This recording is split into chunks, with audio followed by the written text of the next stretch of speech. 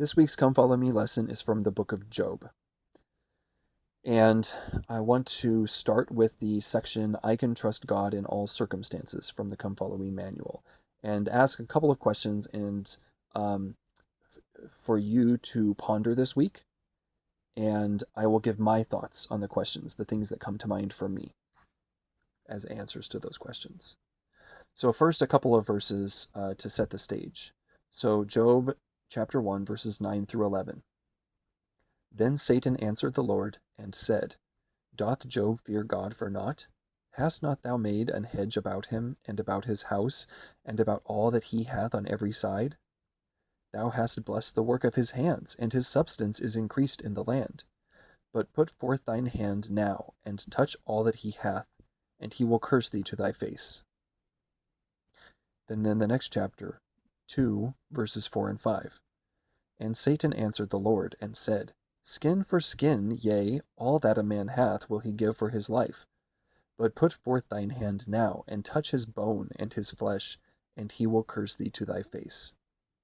So we have two different times that Job is tested, and from two different chapters. So the question is, why would it be dangerous to obey the Lord solely for the reason that Satan suggested? So first, let's define, what did Satan suggest? I would say that according to Satan, Job was only a righteous man because he was privileged. He had everything he could possibly want and need. So Satan's point is that it is easy for Job to be righteous when everything in his life is amazing. He suggests that if Job is tested by allowing bad things to happen to him, then Job will stop being righteous, that he will curse God. So there is the test. How will Job react to his hardships? If he curses God, then Satan is right. If he remains faithful, then Satan is wrong. So spoiler alert, Satan is wrong. So there was a rule. I told you there were two tests. In the first test, God made a rule that Job cannot be harmed. Anything and everything can be taken away from him, but he cannot be harmed himself.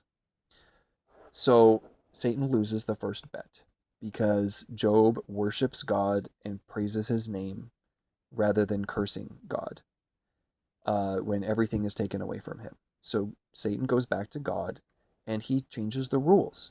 He says anything that can be taken away from Job was taken away, but it's easy for a man to be faithful if he still has his life, if he's unharmed himself. So, so the second test begins. And there's something that stands out to me here. Satan is a poor loser. When he loses the bet, what is his reaction? He immediately goes back and he says, well, that doesn't mean anything. You can take everything away from him, but if you harm his body, he'll definitely curse you, even though the first test was his idea in the first place. So I think it just shows that he's being a poor loser. But God has faith in Job, and he allows for Satan to test him again with the new set of rules. Now Job can be harmed. So, by the way, spoiler alert, Satan is wrong for the second test as well. Job continues to praise God and does not curse him. So how did Job respond to his trials if he didn't curse God? In Job chapter 1, verses 20 through 22, Then Job arose and rent his mantle and shaved his head, and fell down upon the ground and worshipped, and said, Naked came I out of my mother's womb, and naked shall I return thither. The Lord gave, and the Lord hath taken away. Blessed be the name of the Lord. In all this Job sinned not, nor charged God foolishly. So let's define that response. So he falls down on his knees, he worships the Lord. What does he say? He says that God has given him blessings, including his life, and God has taken away some of those blessings, not to include his life. Then he says, Blessed be the name of the Lord.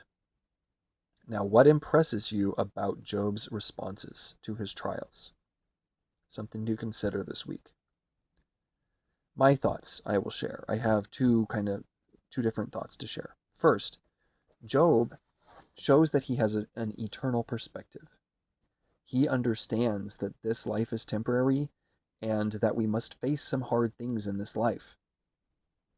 And when his wife asks him, how can you remain faithful to God? And she tells him not to remain faithful to God. This is what she says. In Job chapter 2, verse 9, Job's wife tells him, dost thou still retain thine integrity? Curse God and die. And in verse 10, we get Job's response to her. He responds, what? Shall we receive good at the hand of God, and shall we not receive evil? In all this did Job not sin with his lips. So you may have noticed that a couple of times we get a little commentary at the end of the verse that says that Job is correct. He did not sin by saying this. Very instructive. So he's essentially telling his wife, well, should we really just expect blessings and not expect hardships in this life? It shows that he understands that we are meant to experience hardships in this life. So my second thought is that Job is counting his blessings. When his blessings are taken away, he remembers that those blessings were gifts from God. I think a lot of times our reactions, I can speak for myself, but I think a lot of times our reactions are when our blessings are taken away, or maybe they're not even taken away, but we receive some sort of hardship. Oh, this is the worst. I always have it so bad. I never get blessed. We can tend to forget about our blessings. But Job remembers his blessings even though they were taken away, and he worships God for having blessed him. But he doesn't just worship God for having blessed him. He worships God because he is God, because he is all powerful. And there's a lot of commentary in this book where Job talks about how God is all powerful. And then, in fact, he is also instructed by God when he does question God, which the book tells us he is not incorrect to question God in the way that he does it. He still does not curse God. But when he questions God, why am I suffering like this? Why are you allowing this to happen? Then God reminds him that he is the all-powerful creator of the world and that Job knows nothing and God knows everything. And it's very instructive. But Job's first response to the first test is to worship God because God is the creator, because he is all-powerful. He doesn't just worship him because of his blessings. And I think that we can tend to forget that these days. That God deserves our worship for being who he is, not only when we feel like we are being treated well. So that's going to end it for this video because I don't want to make it too long. I'll come back with some more thoughts in the next one.